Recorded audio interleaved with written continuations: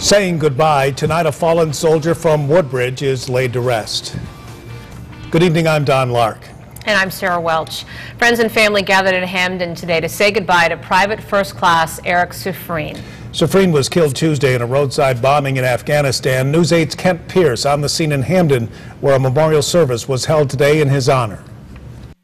On this Father's Day, a Woodbridge family is saying goodbye to a son, a soldier just 20 years old, killed when a roadside bomb went off in Afghanistan. Another flag-draped coffin, this time a 20-year-old soldier just 2 weeks away from coming home.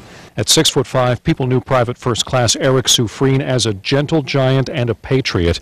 No one was surprised when he enlisted in the Army right after he graduated from Amity High School. He was serving in the Farah province of Afghanistan.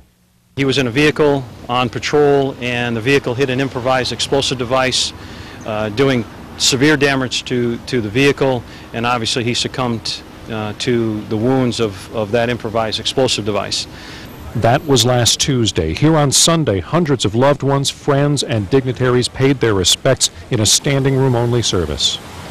Today is a time of grief, but also one of gratitude to the extraordinary young men and women who are serving and sacrificing places whose names we can't even pronounce on a day when hopefully next year they'll be with their families.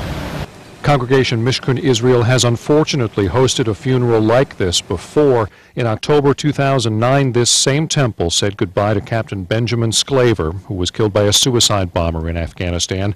And once again this time, the military worked with the family to try to bring Private Soufrine home as soon as possible.